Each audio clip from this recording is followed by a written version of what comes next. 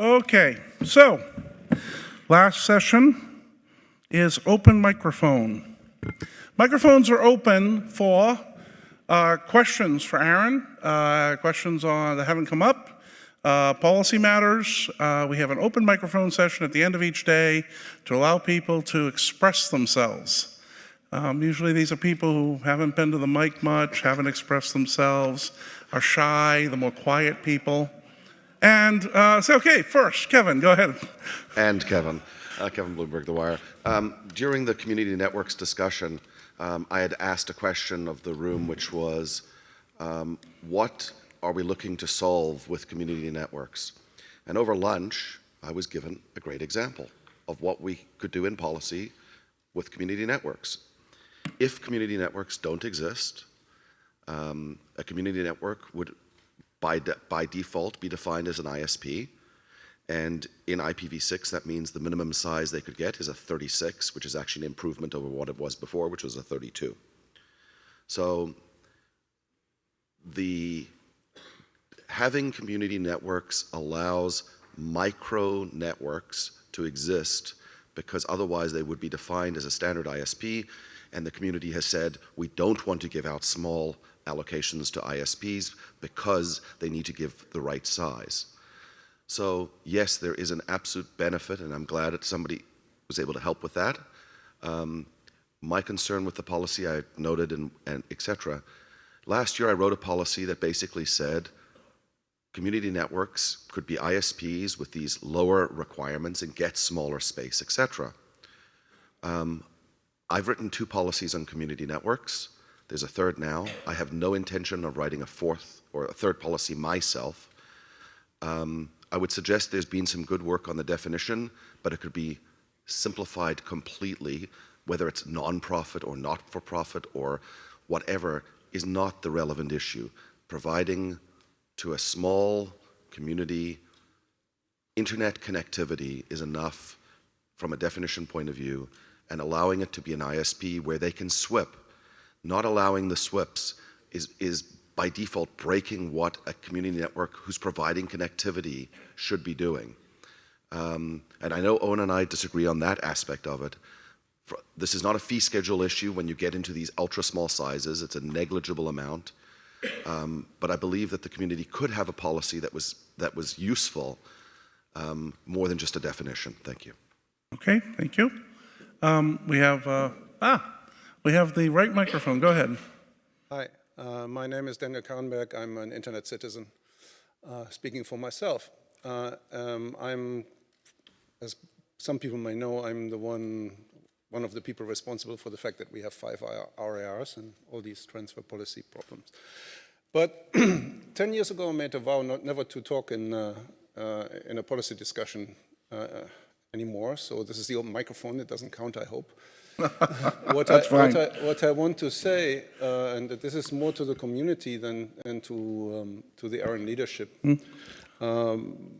is that from like 40,000 feet up, it looks like the business of all the RARs is changing from managing scarce resources to managing a really accurate registry. And if you follow me that far, I think the communities should realize that sort of fiddling and turning knobs in transfer policies, allocation assignment policies, and so on, is akin to rearranging the deck chairs on the proverbial Titanic. And that now and in the future, the RARs will be accountable for actually the accuracy of their registries. So if you, in your deck chair rearranging efforts, put up barriers for people to register what they're actually doing, I don't think you're doing the right thing. Thank you. Excellent. Front and center, yes. Andrew Dahl, this may be better tomorrow, but I'll have 3 words now. Services Working Group. Actually, I was going to give a little update to that, but tomorrow I'll do that. Center microphone, go ahead. Owen DeLong, Akamai ARIN AC. The key difference between at least the vast majority of community networks for whom the policy was originally intended, and a more generic ISP, is that by and large, community networks are not dealing with subscribers with routers, they're dealing with subscribers with laptops.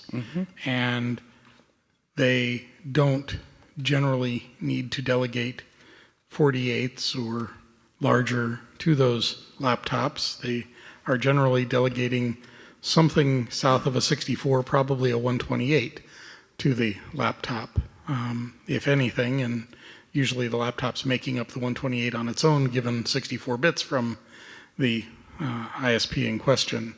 So I don't really understand the perceived need to SWIP that, but if Kevin wants to defend that, he's welcome to. I actually think both you and Kevin should go to the social, get a drink, find each other, and discuss community networks. Don't know, we have an open topic, but there's nothing before the community. There's no proposal here to be discussed. Go ahead. All I was going to say was we had a policy that wasn't used for 8 years because we pretended to know what our community needed or wanted before IPv6 was really deployed. I want to give the community networks the most latitude without having to go back every year. That's all. Understood. You folks should get together and talk to the other people on the AC, because there's a few of them too. Okay. Microphone, go ahead. Matt Pjaak. This is completely unrelated to community networks, I'm afraid. For staff, when you send out final notices to people, you send out the invoice number, you send a link to the ARIN payment page. When you go to the ARIN payment page, you have to put in the invoice number and the exact amount of the invoice, but the final notice doesn't include the amount, so you have to call up ARIN and get somebody on the phone and have them tell you what the amount is, so you can go to the web page so you can actually look and pay the invoice. Can we maybe include the dollar amount in the email? You are correct, because I had this only yesterday. Really? But, or you can log in on ARIN online and get it. You don't have to call. So we don't let you pull up the invoice from the link just by the invoice number. We use the amount as the password. Right. Okay, that's colorful in so many ways. Yeah, It's a good thing we have lots of unique passwords then, in theory, right? I mean, there is a certain truth that there are people who mine URLs, and you have to be careful about that. And on the other hand, we're asking you for money. We should make that pretty easy for you to give it to us. I'm a big fan of that. It does seem a little harder than it should be right now. Right. We can work on that. Thank you. Okay, anything else for open microphone? I am closing the mics. Hi. Yes, Chris, go ahead. Chris Senator. Bassett, ARIN AC.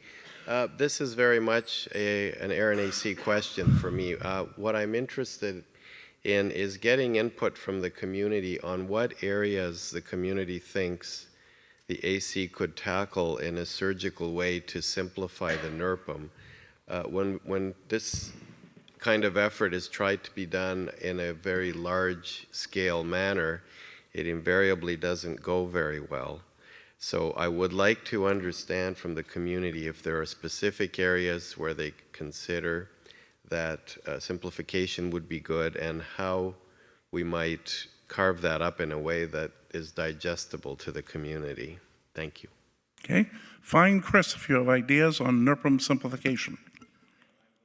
Social with many drinks in hand. Very good. Open mics are closing shortly. 3, 2, 1. Open mic ends. Thank you, everyone.